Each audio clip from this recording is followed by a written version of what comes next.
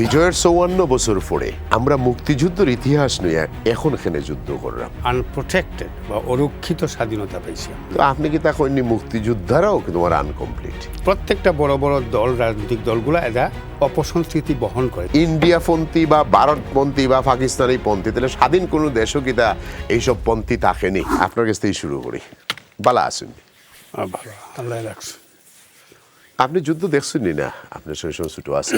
খুব সুন্দর করে দেখছি এবং স্পষ্টভাবে দেখছি। আমি 14 বছরের আপনি যুদ্ধ গেছেন না তো? বুদ্ধ কুতুক লইয়া লাঠি উঠি না না, এটা এই বয়সে হয় নাই, এই সুযোগ হয়েছে না। না, সম্ভব হয়নি। তবে দেখার সবটুকুই দেখতে পারছিলাম আর কি। কারণ আমার গ্রাম 17ই সেপ্টেম্বর 71। আপনার প্রথমে একটা প্রশ্ন করি।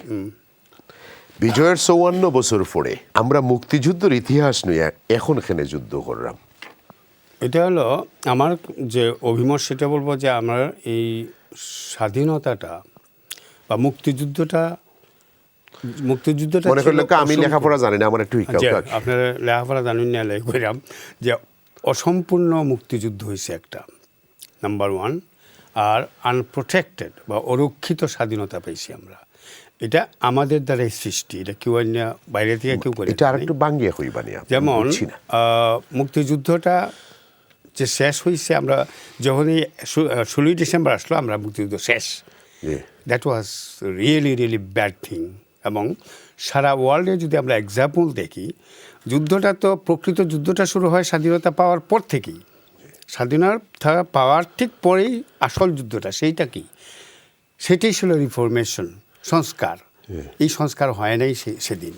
আর সংস্কার হয় নাই, না হইয়া 3.5 বছর যায় নাই যে ব্যক্তির কণ্ঠের ইয়েতে স্বাধীনতার যুদ্ধ বা স্বাধিকার আন্দোলন গড়ে উঠছিল, সেই লোকটাকে আমাদেরকে হারাইতে হয়েছে। এবং সেটা হারাইতে হয়েছে কিন্তু ওই ভুলেই যে আনপ্রোটেক্টেড স্বাধীনতাটার কারণে। এটা প্রোটেকশন ছিল না, কেন? মুক্তিযুদ্ধটা সম্পূর্ণ হয় নাই এই জন্য। আপনি কি তা কইনি মুক্তিযোদ্ধারাও কিন্তু আমার আনকমপ্লিট?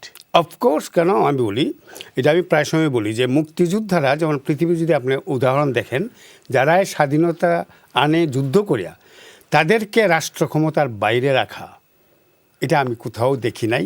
এবং এটাই ছিল সবচেয়ে মারাত্মক ভুল, যে এই মুক্তিযোদ্ধাদেরকে রাষ্ট্র ক্ষমতার অংশীদারিত্ব তাদের থাকা উচিত ছিল। কেন? যে এই মুক্তিযুদ্ধের যে আসল উদ্দেশ্য, অবজেক্টিভ যেটা, এটাকে ফুলফিল করতে হলে ওদের উপস্থিতি থাকতে হবে সর্বক্ষেত্রে। তখনই এটা ছিল মূল, মানে মেইন একটা কাজ, যেটা আমরা হয় নাই, আমাদের হয় নাই। শেষ। তো আপনি যদি মনে করেন এটা আপনার ওপিনিয়ন, এখন এটা যদি আমি যদি কই রাইট আছিল, তাহলে কি লইব যে এরার গেছে অস্ত্র, এরা যদি গরুর ভিতরে আনিয়ে হারায়, তো আজকের যে অবস্থা, প্রথম আলো যারাই সমান জিনিস হইল না। আমি বলি খুব সুন্দর কথা। ওই অস্ত্র তাদের হাতে থাকবে না, অস্ত্র তো জমা দিছিল, তারা অস্ত্র জমা দিয়ে দিছিল। অস্ত্র জমা দেওয়ার পরে তাদেরকে পেনশনার বানায় ঘরে পাঠিয়ে দিতে হবে কেন? তাদের কি কোনো এখানে রোল ছিল না? রোল ছিল বলেই আমি বলতেছি, কেন? যদি তাদেরকে অ্যাক্টিভ রাখা হইতো, তাহলে পরবর্তী সময়ে রাজনৈতিক দমন পীড়নের জন্য বিভিন্ন বাহিনী গঠন করা হয়েছিল, এটা দরকার ছিল না। এবং এই বঙ্গবন্ধুকে প্রোটেকশনের জন্য ডিফারেন্ট। আপনি কি তা মনে করেননি বাংলাদেশ স্বাধীন? হ্যাঁ, আপনি কি তা মনে করেন 54 বছর স্বাধীন? তো আমাকে বলতে হবে, কারণ আমরা স্বাধীনতার যে, যদি আমরা স্বাধীন থাকি, তাইলে আমরা কিতার লাগি ইন্ডিয়াপন্থী বা ভারতপন্থী বা পাকিস্তানি পন্থী, তাহলে স্বাধীন কোনো দেশও কি তা এইসব পন্থী থাকেনি? না, আমি কই কি আমাদের বেশি লম্বা করে আমি শর্টকাট করে বলবো যে রাজনৈতিক অপসংস্কৃতিটা যারা বহন করে, এই প্রত্যেকটা বড় বড় দল, রাজনৈতিক দলগুলো এরা অপসংস্কৃতি বহন করে। যেমন কায়েদে আজমের একটা ট্যাবলেট দিয়ে গেছিল ভারত বিদ্বেষের, ওই যে দ্বিজাতি তত্ত্ব বানায় আর কি, হিন্দু আর মুসলমান বানাইয়া, ওই ট্যাবলেটটা আমরা যারা ধর্মপ্রাণ মানুষ আছে এদের মগজে ঢুকাই দেওয়া হয়েছিল তখনই। এবং এইটা কিন্তু কাজ করছে 23 বছর যে আমাদেরকে শোষণ করছে, পাকিস্তানিরা শাসন করছে, ওই ট্যাবলেটে কিছু কাজ করছে। কেন?